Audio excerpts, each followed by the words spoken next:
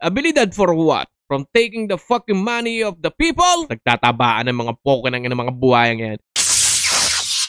Yo, what up guys? It's your boy, Johans TV, and welcome back again for another videos featuring ang ating mga aspiring rappers ng Pinas, mga boss. So, hindi ko na patatagalin to, pero bago yan mga boss, kung bago ka lang sa akin channel na gusto ng mga ganitong klaseng content, kindly give like, share, and syempre subscribe sa ating channel mga boss. So, hindi ko na patatagalin to.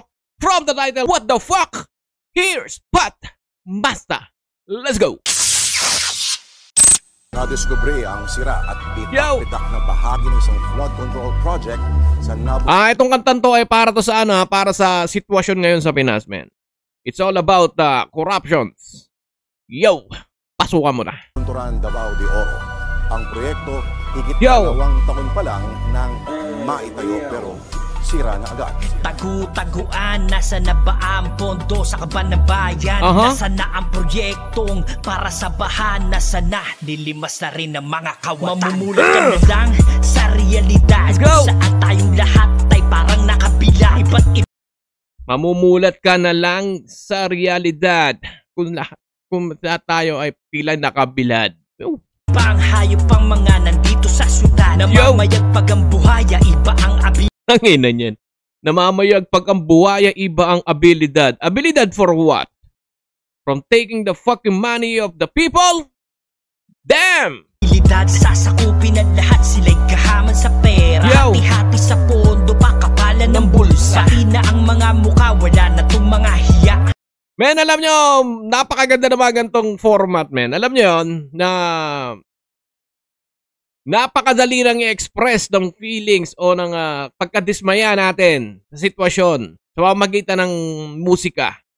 Diba? Kasi before, wala eh. Hindi makapalag talaga ang ano kasi nga lack of this kind of platform before. Alam nyo yun? Ngayon, pwede namin. Alam nyo yun? Through social media, puti kahit burahin mo yung gusto mo murahin, mamumura mo eh. Alam nyo yun? Kahit sabi mo, gumawa ka na ng dami account, pakalanan mo, ganun kadali ang platform ngayon. Kayang-kaya nang ipakita ng madla o ng buong katauhan ang pagiging dismaya sa isang sitwasyon katulad na nangyayari ngayon sa mahal nating bansa. Woohoo! Shit. Basta pera ang usapan sa pagnanakaw, walang giya. Masasarap paputukan ng kakapal na ng muka. Ang ina ninyo kaban na bayan na wala. Saan napunta sa magagara ninyo mga oto? Hindi na ba kayo nahihiya sa daming naloloko? Ang sasarap nyo panoorin na bang nagsisisihan? Walang maniniwala sa inyong kabalastugan. Daan-daan pondo lilimas ng walang giya habang ang ating bansa ay lumulubog na sa baha. Diyan talaga nagsimula yan. Nagsimula yan dahil sa matinding ulan at sa pagbaha. And then, shoutout din nga pala kay Yorme. Ako, pakiramdam ko, lahat ng ito, umalingasaw dahil sa call out ni Yorme about dun sa flood control sa Manila. Yun lang ho yung pananaw ko Sila yung mga nakangiti habang tayo nagluluksa. Kaya wala nang pagbabago dito sa bansa. Sakit na to ng Pilipinas na mahirap gamutin. Kahit sino ang ipalit, walang hiya, ganun pa rin. Alam, totoo yun, man. Kahit sinong ipalit. Kasi ito, the real talk na naman to. Alam nyo, meron tayong mga nature na Pilipino eh. Ipopromote natin ng isang kandidato. Iaangat natin ng isang kandidato, sasabihin natin na iboto natin or worth siya magiging leader ng bayan.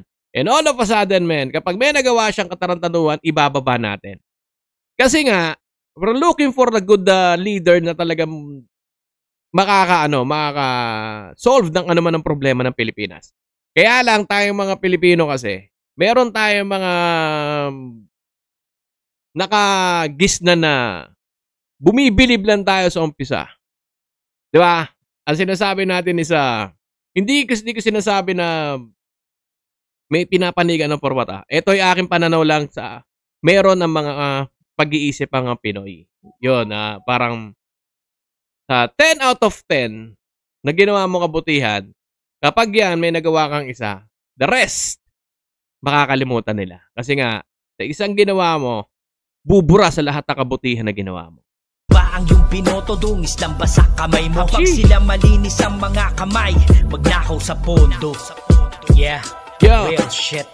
Real shit. Totoo to, men. Totoo to sinabi niya na to. Lahat ng nilabas niyang verso sa kanta na to, totoo. Yan ang realidad sa Pinas. Even before, realidad na yan. Nagkaroon na lang ng mukha yan. Yung ganyang klaseng sitwasyon dahil sa nangyari ngayon. Di ba? So, ngayon, pwede na natin express yung mga gusto natin sabihin. Pero, be careful pa rin. No?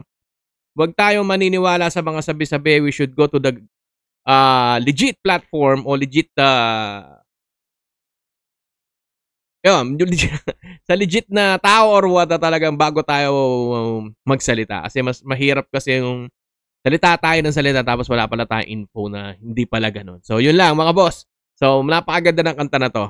Sana makarating to sa mga kinauukulan na alam na nagbubulag-bulagan, nagbibingi-bingihan, at nagtatabaan ng mga poke ng mga buhayang yan.